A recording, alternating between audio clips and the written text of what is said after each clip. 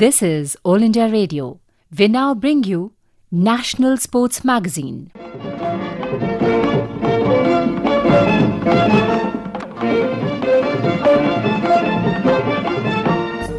Good evening and welcome to the latest edition of National Sports Magazine. This is 3rd of September 2021. I'm Megha and the sports scene was abuzz with so many activities that to wrap them all up in a program of 30 minutes is difficult.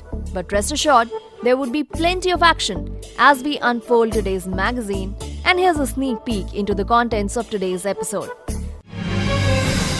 A special report on Tokyo Paralympic Games 2020.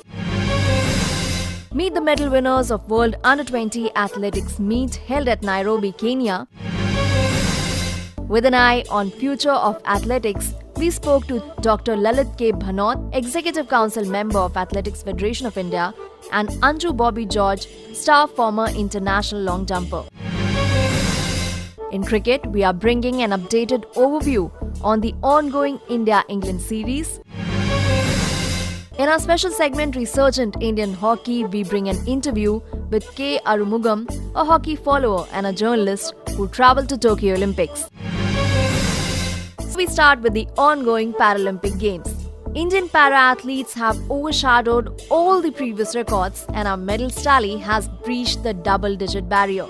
There is plenty to cheer about as Ravikant Singh brings to you a special report on Tokyo Paralympics 2020. It has been a huge leap from the 4 medals at Rio 2016 for Paralympics to reach a double-digit haul of medals at Tokyo with competition still remaining. There was the expected skepticism when the Paralympics Committee of India entered as many as 54 participants in 9 different disciplines for Tokyo, when the same at Rio was a mere 16 and all in track and field competition. The Tokyo medal haul began in one of the most unexpected of sports, women's table tennis. Arumugam A Patel. In second place, silver medalist representing India, Bhavina Patel upset the defending champion Borislava Peric-Rankovic in the quarterfinals to come to her silver medal. Bhavina Ben Hasmukh Patel was not to be outdone by the Chinese juggernaut that dominates the paddle sport. The women's singles is played in a league-cum-knockout format, and Bhavina started with a straight games loss to world number 1 Zhao Ying. But victories over Megan Shackleton and Joyce de Oliveira of Brazil put Bhavina into the tough knockout phase from the Group A. The 34-year-old wheelchair-bound from Mehsana district of Gujarat was unfazed by the challenge, and a quarter-final win against higher-ranked Borislava Peric-Rankovic of Serbia put her against the Chinese wall. That 3 of the 4 semi-finalists in the category were from China is testimony to the country's domination in table tennis. But Bhavina was not done just yet. She fought hard against Zhang Miao to take the best of 5 games contest into the decider and prevailed 3-2 to book a place in the title clash.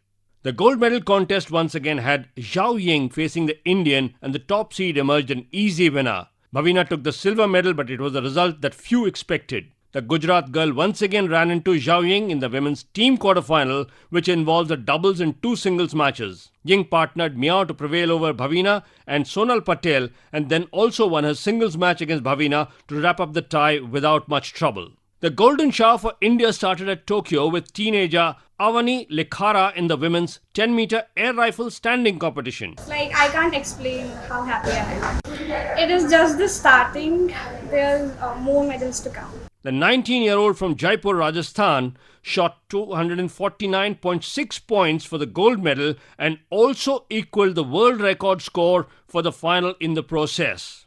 The other gold medalist was Sumit Antil, yet again with world record efforts in the men's javelin F64 category. His winning effort of 68.55 meters for the 3rd time in a row, and he went better than the previous record of 66.18 meters set by Indian Sandeep at the Dubai World Para-Athletics Championships in 2019. The 23-year-old Sumit from Sonipat in Haryana was making his Paralympics debut. The man with the golden arm, 41-year-old Devendra Jhajharia, has been a beacon for para-athletes with goals in 2004 Athens and 2016 Rio. But in Tokyo, he had to settle for silver despite going better than his Rio world record effort of 63.97 meters. His Tokyo throw was measured at 64.35 meters but was only good enough for a silver medal behind Dinesh Priyan Herath of Sri Lanka, who bagged gold with a massive 67.79 meter effort. The surprise package in the contest was Sundar Singh Gujar, landing a bronze with 64.01 meter throw, as all three medal winners went better than the previous world record. Nishad Kumar delivered a silver in the men's high jump T47 category with an Asian record clearance of 2.06 meters. The 21-year-old from Una district in Himachal Pradesh was tied with American Dallas Wise at the height, and both shared the silver, with no bronze medal being awarded in the competition. The gold was bagged by Roderick Townsend with a mammoth 2.15 meter clearance, leaving him in a class of his own. The T63 high jump featured three Indian competitors, including Rio gold medalist Thangavelu Meriyappan alongside Sharad Kumar and Varun Singh Bhati.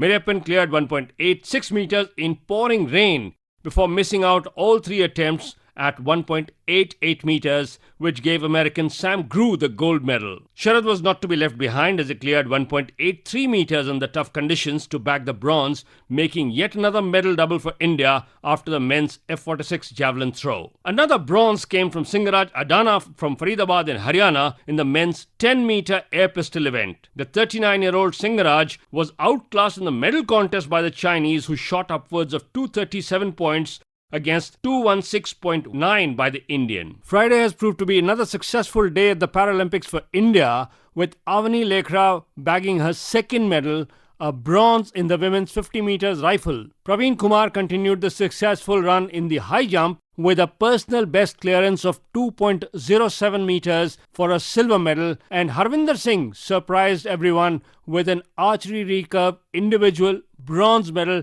shooting a 10 in the one-arrow shoot-off against the Korean, and he has brought the 13th medal for India in the total tally. As the competitions wind down, more medals can be expected from debut sports like badminton, where India has a strong presence in the several disability categories.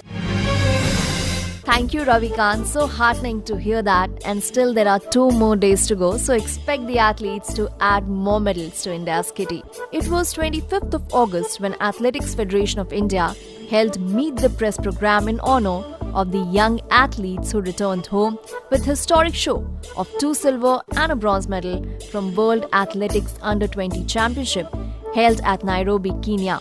National Sports Magazine reached out to these stars of future. Nitish Arora presents this report. The 2021 World Athletics Under-20 Championship, also known as the Junior World Championships, an international athletics competition for athletes qualifying as juniors, born no earlier than 1st of January 2002, was held from 18 to 22nd of August 2021 at the Moi International Sports Centre in Nairobi, Kenya. With a medals haul of 3 medals, India finished at joint 21st place along with Greece. India got 2 silver medals. One of them was in women's long jump, where Shelly Singh jumped to a distance of 6.59 meters. And the other one was in 10,000 meters race walk, with Amit Khatri timing 42 minutes 17.94 seconds. India's mixed 4x400 meters relay squad clocked 3 minutes 20.60 seconds for a bronze medal finish. While talking to the National Sports Magazine, silver medalist long jumper Shelly Singh exuded confidence for future events and regretted that she missed the gold only by a very short distance. मेरी भी पूरी कोशिश थी कि मैं gold ही दूं, लेकिन 1 centimetre से सिल्वर हो गया। तो नेक्स्ट ईयर भी जूनियर वर्ल्ड चैंपियनशिप है, तो उसमें मैं गोल्ड ही ट्राई करूंगी, अपना पूरा बेस्ट दूंगी कि गोल्ड ही लाए।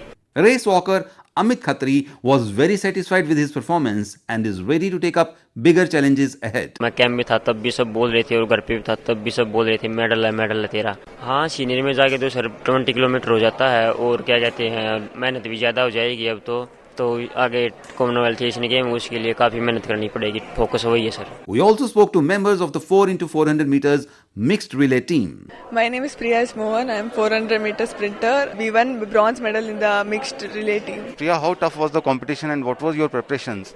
The competition was tough for me and Sumi because we had to run 3 races in one day, and even Bharat had ankle injury, so the federation didn't make him run the heats, and they trusted him and they put him in the heats, and he ran a fantastic first leg 47, which made us win medal because even Jamaica had a strong team and we defeated Jamaica team, so it was very great feeling.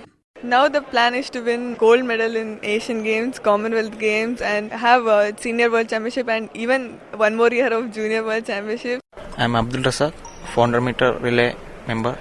I'm happy to got this medal. We are looking next year having a Asian Championship. As Bharat from Tamil Nadu, I'm from a district called Viluppuram, but I'm training in Chennai. Really proud and happy for this medal. Many people get inspired with this. The main thing I need to tell to them is you should not leave at any situation, never give up at any situation because you think that you can't able to do like that. You can never give up. That's the only main thing I'm telling them. Just do with it, dedicated, focus in that. Don't distract your mind and some other things. Surely the success will come. Do hard work. Another member, Kapil, is raring to go for the Asian meets with confidence of bringing more medals for the nation at senior levels as well. Sir मैं अब 400 metre individual और relay के Asians game में select हूँ और मैं अब और मेहनत करूँगा क्योंकि मैं एशियंस गेम में जाऊँगा. कॉमनवेल्थ एशियन गेम अगला टारगेट है मेरा और मैं 44 का टारगेट लेके चल रहा हूँ क्योंकि 45 को तो लग गया, मैं 45 पे तो आ गया मैं, अब 44 का टारगेट है सर. और ग्राउंड मिल जाएगा, सब मिल जाएंगे, अब तो मैं एशियंस गेम और कॉमनवेल्थ की तैयारी करूँगा. AFI Planning Committee Chairman Dr. Lalit K Bhanot said the performances of the athletes in the World U20 Championship was the result of a series of competitions organized for the junior athletes despite the challenges posed by the pandemic.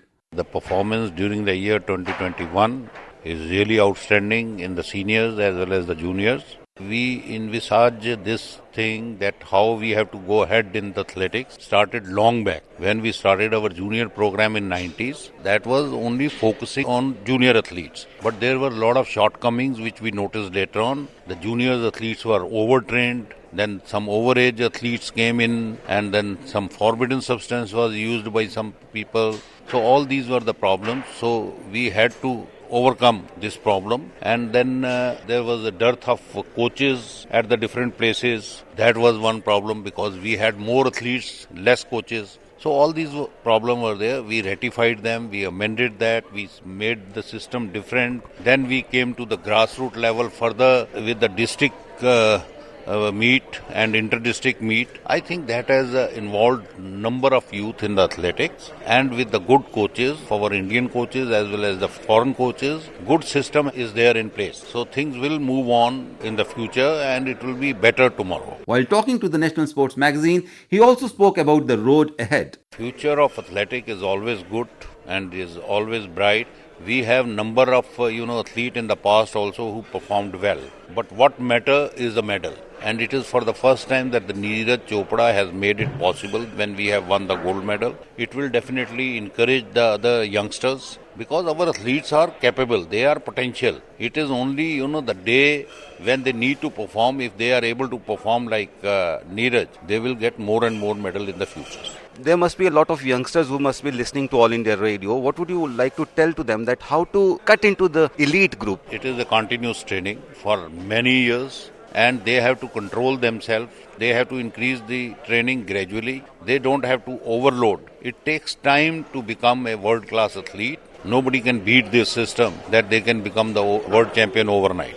So overtraining of our athlete is the biggest enemy which we have to stop. Athletics Federation of India's Senior Vice President, former Olympian and star long jumper Anju Bobby George said it was a momentous year for Indian athletics, an indication of the meticulous planning by the Federation. Anjuji, welcome to All India Radio. It's definitely a pleasure because this is the first time Indian athletics got a gold from Olympics. See, we are still celebrating that all of a sudden we have got another add-on thing from the juniors, and now they are coming back with 3 medals from World Championships, and they are showing that we are also strong enough to go to next Olympics. So we are really happy about that. You have never hung your boots. I mean, you're still into the thick of the things. And what are your plannings for the future for athletics in India? See, for an athlete, it's not easy to hang your shoes and just run away from that. See, we are living with athletics, and I am still in that. We started our academy in Bangalore, and Bobby, he is coaching our young athletes, and I am mentoring them. It's a collective effort. And see, Shaili already started winning medals in World Championships. Yes, I am still running along with them. Such a bright prospect for your own favorite event, long jump. How do you see the future for this girl, Shaili Singh? See, our future is really bright because he is already with safe hands, and Bobby is doing a really good job with them. See, he produced India's first World Championship medal through me, and now he is making another champion, and I am definite that she can bring that Olympic glory for us. Well, it is the bench strength which matters the most for any nation. Yes. Are we there? Are we on the threshold, or we have crossed it? See, yet to reach, but we are in that process. By 2024 or 28, we can see the difference that we are closing up that margin. So we are still on that process, and definitely we'll be there. How good is the bench strength? This is the first time we got 3 World Championship medals from junior level, and few other athletes are also narrowly missed that medal. So our bench strength is really good. And see, next to them, again, we have got good bunch of athletes, and we are aiming very few events now in which we are able to win the medal in Olympics or World Championships. So I think that itself is going to bring a lot of changes in Indian sport. That was my next question. In fact, what are the events that we are looking for? Javelin, of course, long jump, walking, then 400-meter relay and flat also. Any message for the youngsters who are listening to All India Radio? Because now athletics has really become the cornerstone for everybody, and there will be lots and lots of youths who will be like knocking at the doors of athletes and athletics. Come out, guys, and enjoy your sport. We are there on world stage. So you also come and join with us. Opportunities is there, and doors are open. Come out and play. Thank you so much. Thank you. With the kind of preparation, enthusiasm and hard work that everyone is putting in, athletics in India is bound to grow more. That's all from the Athletics for the National Sports Magazine. Thank you, Nitish. Younger athletes are doing wonders. At the 2021 FIVB Volleyball Under-19 World Championship, Indian team upset world number 4 Egypt by 3-2. Indian team is playing for 9th-10th place classification. In the tournament, India defeated teams like Nigeria, Guatemala, Cuba and Egypt, though they lost to Iran, Poland, Brazil and Czech Republic. Moving on to boxing, Indian juniors landed quite a few knockout punches at the recently held Asian Youth and Junior Boxing Championships, claiming a total of 39 medals, a new high for the country at the event. India earned 20 medals in the youth category and 19 medals in the junior category, which was held earlier. 14 gold medals out of 39 at the competition. It was the first time both youth and junior events were organized together. The sterling performances in various sports by Indian athletes for a change stole some limelight from cricket. But the Indian cricket team is playing a tough test series against England. As the 4th test match is underway, we are once again joined by Ravikant Singh with his in-depth analysis on this rollercoaster series. Honours are just about even after 3 test matches between England and India, with the series tied at 1-1 with 2 more games remaining. It has been a rather topsy-turvy journey for both teams in the cricket series so far, with the English weather also playing its part at various stages. The opening test at Trent Bridge in Nottingham saw the home side on the back foot, despite some fighting knocks by captain Joe Root, who followed up his first innings half-century with a century in the second. That helped the home side set India a rather tricky target of 209 runs to win, but weather decided to intervene and no play was possible on the 5th and final day. India were left stranded at 52 for 1, but opener KL Rahul had more than justified his selection at the top of the order with a first innings knock of 84. Though he could manage a mere 26 in the second, the Karnataka batsman had more or less cemented his spot as the opening partner for Rohit Sharma. India had gone into the first test with 4 seamers, and the plan seemed to work as Jasprit Bumrah, Mohammad Shami, Mohammad Siraj and Shardul Thakur gave the English batsmen little respite. The plan meant that there was no place for off-spinner Ravichandran Ashwin in the playing 11 as the all-rounder's spot went to Ravindra Jadeja.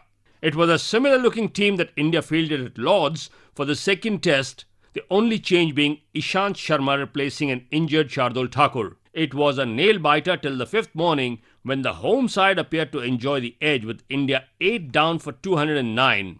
But an unbroken 89-run partnership for the 9th wicket between Bumrah and Shami, who got a test 50 as well, snatched the game away from England.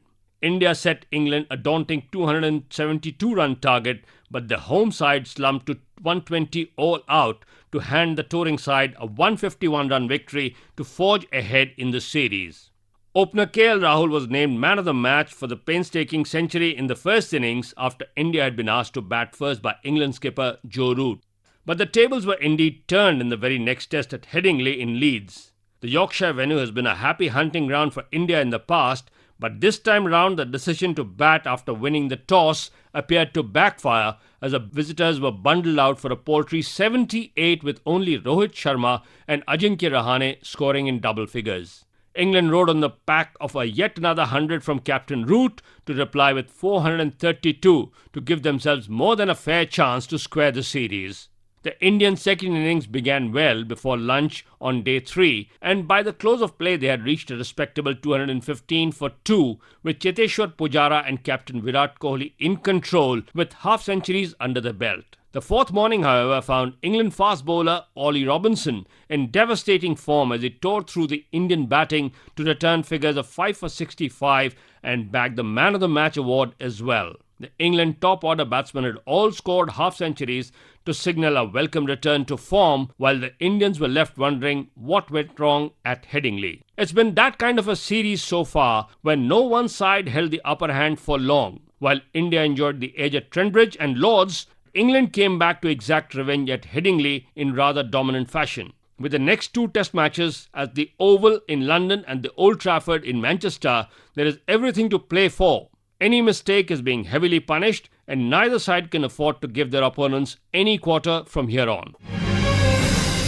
This indeed is a testing series for both the teams. From cricket, we move on to hockey. Tokyo Olympics 2020 will remain etched in our memories for many reasons. The first gold in athletics, courtesy Neeraj Chopra, tops the list of course. But hockey also saw major gains as we move on to our special segment, Resurgent Indian Hockey, as Nitish Arora plays host to a passionate hockey follower, K. Arumugam. We are delighted to have Mr. K. Arumugam in our studios. You are one person, you will be everywhere, wherever Indian team is playing hockey, men or women, even to the level of juniors, sub-juniors, nationals. Your love for hockey is immense. You are a sports historian as well. And you traveled all the way to Tokyo Olympics to cover these games. Tell us something about your experience of Tokyo Olympics and how do you look at Indian hockey as it stands now? Thank you for that lovely introduction. You see, hockey has been my passion for almost now 4 decades running. I'm happy I could do this. Even I don't know why I chose hockey. What I know is how I passionately followed the hockey. That journey I know. Especially the last one, the visit to Tokyo, it has been very tough in terms of, you have to meet a lot of technological things to go there because the COVID has come. The government of Japan also jumped into the Olympic Organizing Committee. So they formed so many websites, so many interactive authentication things. So it was very tough for a person 60 plus to cope up with all those IT things. Thanks to my family and friends and volunteers, I could do that.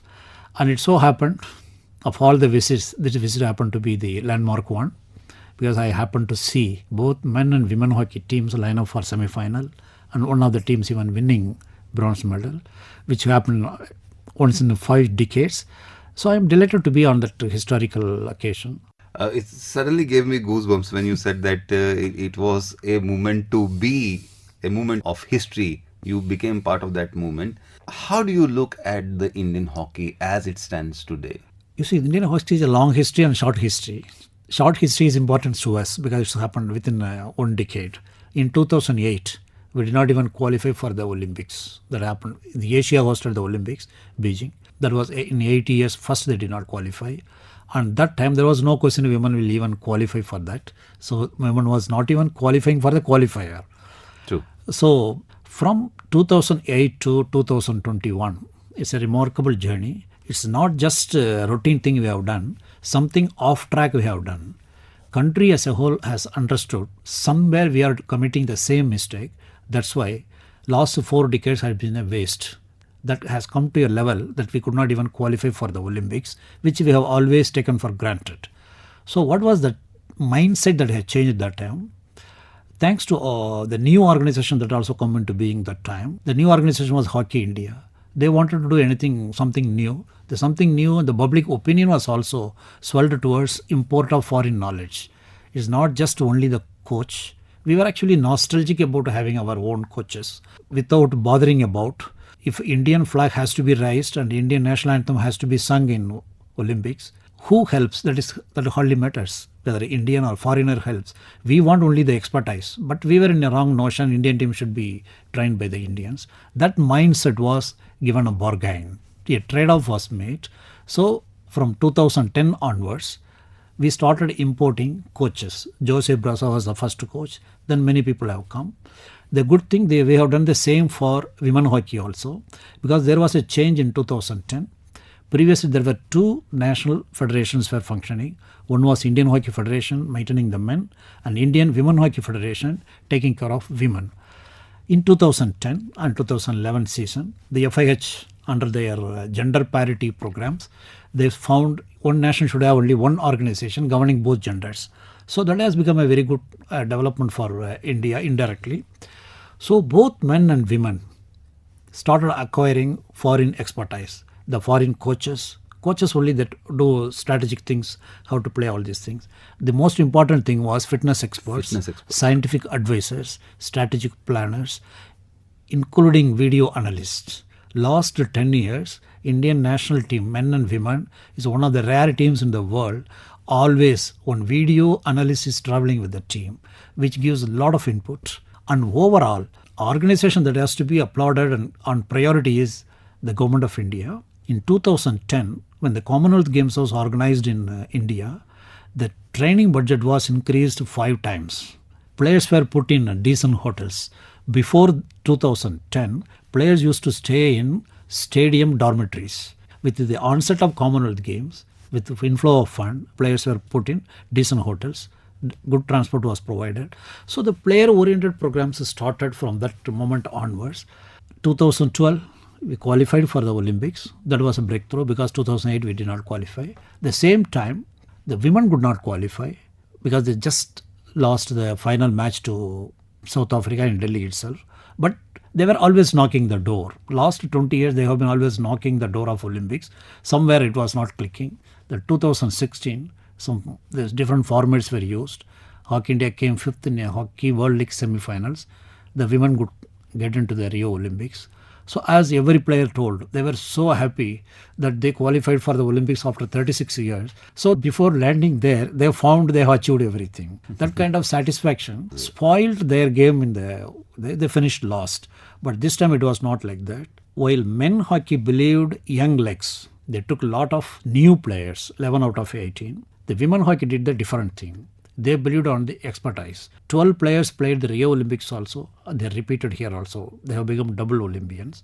On one side, the women hockey delivered on the basis of experience. The men hockey delivered on the basis of youth power.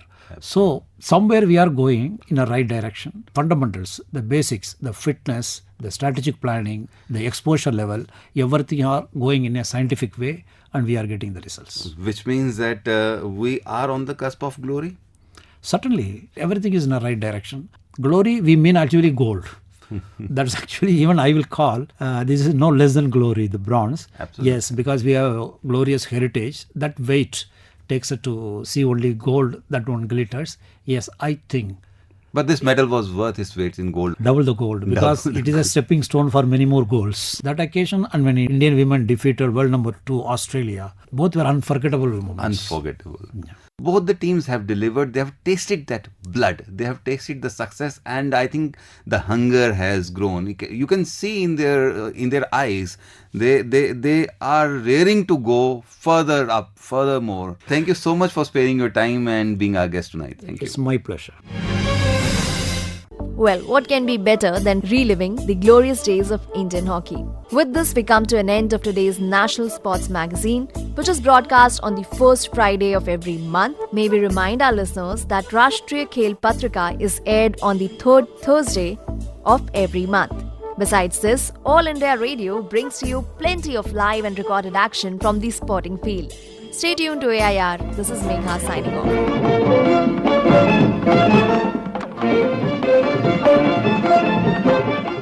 You were listening to the National Sports Magazine, produced by Nitish Arora. This program was aired from the Delhi station of All India Radio.